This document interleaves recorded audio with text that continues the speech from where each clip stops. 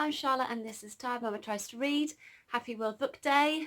This is a bit of a spontaneous video because I was trying to decide between doing this or having a bath, and if you've ever been a parent and you've chosen something else over a bath, then that thing must be really quite valuable. So I'm going to do a little wrap up of what I read over February, and I'm going to start with The Hidden Life of Trees by Peter Wohlleben. I think, am I saying that right? I've got no idea. This was after reading The Understory, or is it The Overstory? The Overstory by Richard Powers, which I really enjoyed, but in the comment section I realised that there were some controversial elements that I had engaged with as a reader during the reading, but because the end I found so thrilling, I kind of didn't convey those doubts I had about it when I did my video review. So I kind of did a post video disclaimer. Anyway, then I read this. So this is a more factual version. It's what they feel, how they communicate, discoveries from a secret world. A couple of people have said that this isn't very fact heavy in the fact that he doesn't reference a lot of science, and he does reference a bit, but I kind of know what you mean. So just coming at it from that point of view, just a little word of warning. But what it makes up for what it lacks in that, it more than makes up for in the anecdotal stuff that he's observed and just his experiences as someone who has cared for woodland. I found it so much more personable than a science-y type book might have been. And all the time I was stopping and saying, did you know? Did you know? There's some amazing bits about younger trees caring for a parent tree that has either been chopped down or fallen down, and feeding it through the roots to keep it technically alive, although it's hard to say how much of it is actually alive at that point. Really moving stuff. And yeah, left all of that tree stuff. I kind of wanted to know more again, but I felt quite open to the wounds that we're inflicting upon nature after reading both the Overstory and this. So yeah, I'll come back to that. The other thing, I'm trying to do these in order now. Okay, so then I read The Outrun by Amy Liptrot. This was recommended to me by Sian of Storytime, and she knows that I'm really into nature at the minute, that I'm interested in female writers, especially after reading, what's his name? Is it McFarlane? Yes, it is. After reading his book, The Old Ways, where I found that it was very male-centric, I really wanted to read something that brought more women into focus. So this is one of the books that I chose. I got this from the library and it was awesome. Trigger warning that it does cover, as much as it covers nature, it also covers addiction, specifically alcohol addiction. And Amy Liptrot grew up on one of the islands in Orkney. I don't know if you say in Orkney or on Orkney. Orkney is a collection of islands above Scotland, and she grew up on, I think, the one that's called Mainland. Yeah, and then this is set partly in Mainland, sort of flashing back, and partly in Papay, which is a smaller island again. Those are the little islands. And there's Mainland, where the farm that she had was, and there's Papay.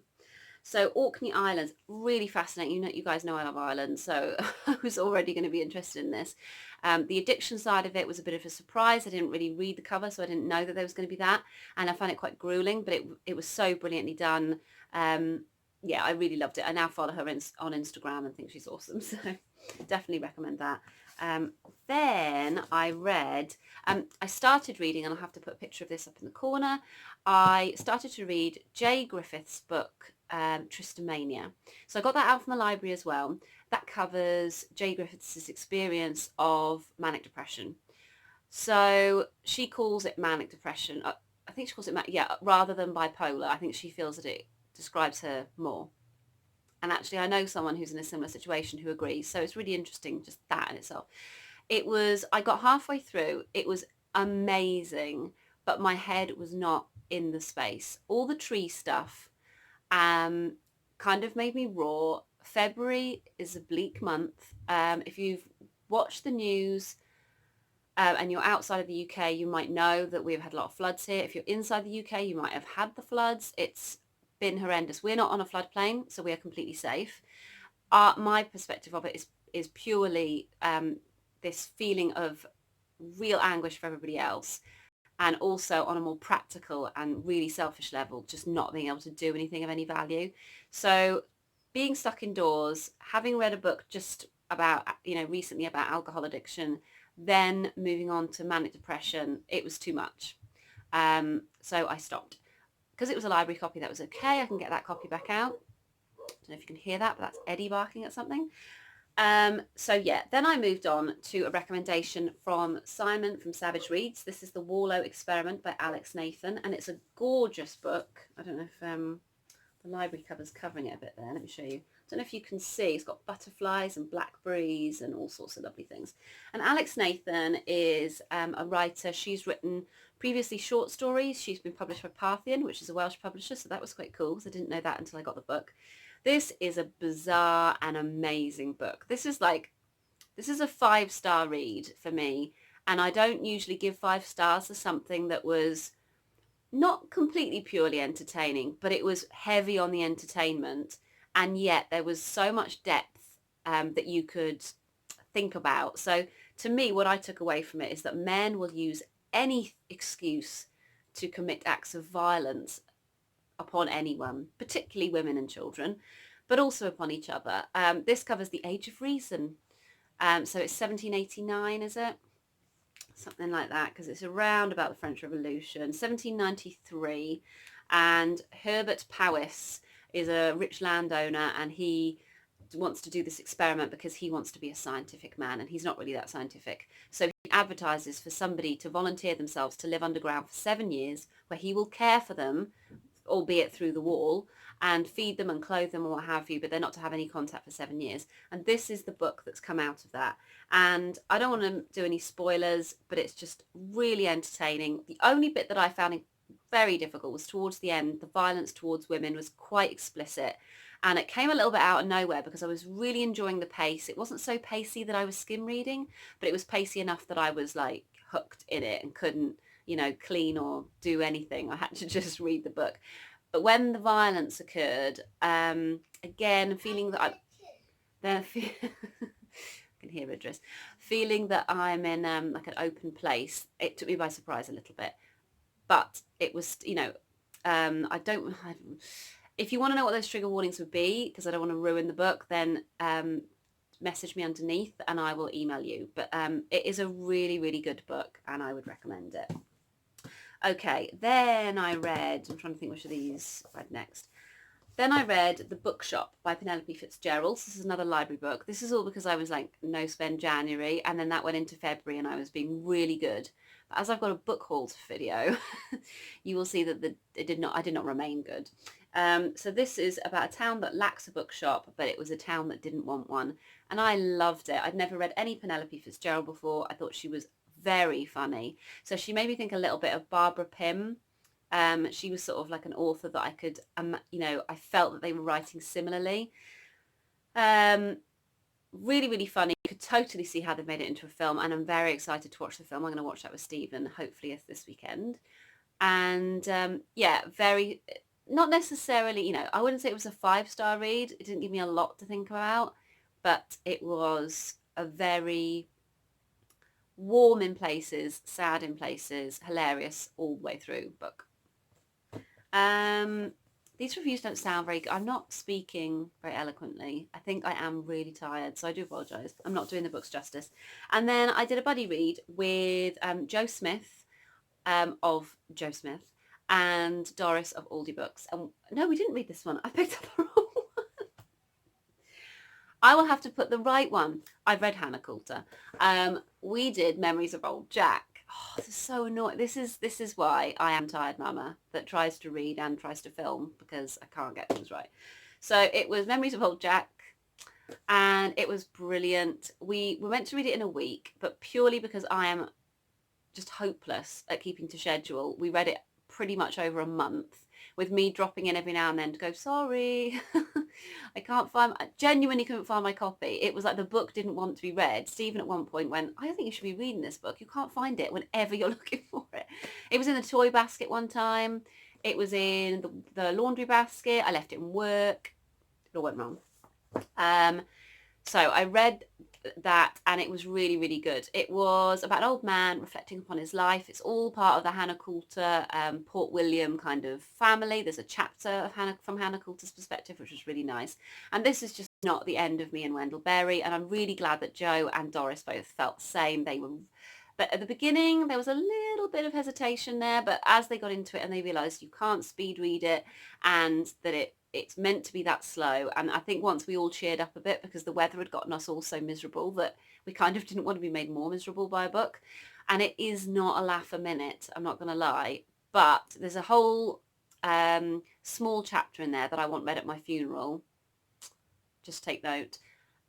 Just incredible. Really sort of gives this positive vision of death, I think. But if you have got someone in the family who is unwell, or you've had a recent loss, it's the book that'll either make or break you. It'll either be exactly what you need, or it'll be the worst thing that you could have picked up. So just be careful.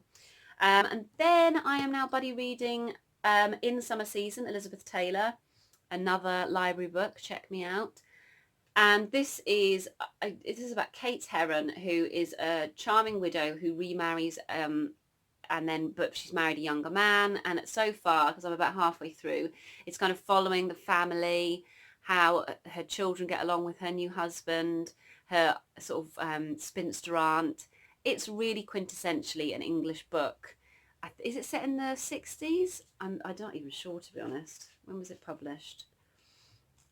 Is it the 60s or the 70s? 61 is the copyright. So sort of the late 50s, 60s, post-war anyway. And again, I'd liken this to sort of Penelope Fitzgerald and Barbara Pym. It's funny, it's wry. At first I was put off because there were posh people in it, but Bert and, sorry, I haven't even said who I'm buddy reading this with. I'm reading this with Sarah from Your True Shelf and Bert and Sian from Past Story Time. And they all really liked it from the get-go, but I was a bit unsure because of posh people. And it's totally my prejudice. Any of you watching a posh, I'm really sorry. But I was a bit like, oh. But then actually it takes the mick out of them, so I was a bit more relaxed. So halfway through. And then in between reading, I got my new copy of Bitch magazine. That's because I need to renew. That's the new copy. And this is the sick edition. So this is all about illness. They all are themed. There's a great article in here on loss, again, sort of tying with Memories of Jack. A really great article on loss. Every single month.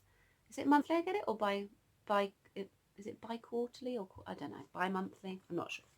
I never know what to expect in there, basically. I learn so much. I learn about music I never would have listened to. I learn about people in parts of the world I never will go to, and there's pop culture references, and they'll like name drop Katy Perry and Beyonce alongside Audre Lorde and all that kind of stuff. You know, it's something. They talk about K-pop, they'll talk about anything, but they make it feminist, and I love that. And what's their tag? Because their tagline is, it's a non-profit, independent feminist media organisation dedicated to providing and encouraging an engaged, thoughtful feminist response to mainstream media and popular culture.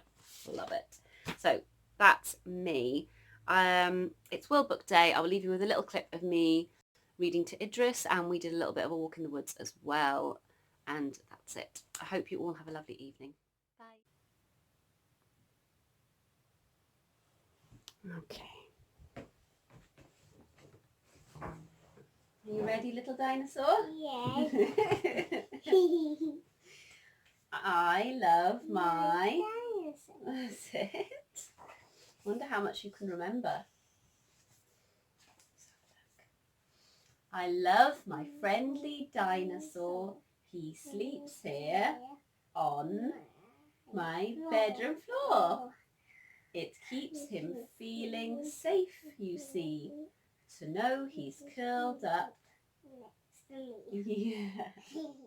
It's bedtime now, so Jim jams on while Daddy sings us both a song. It's sleepy time, we hear him say, tomorrow is another day, so tuck away those little claws. Sweet dreams, my darling dinosaurs.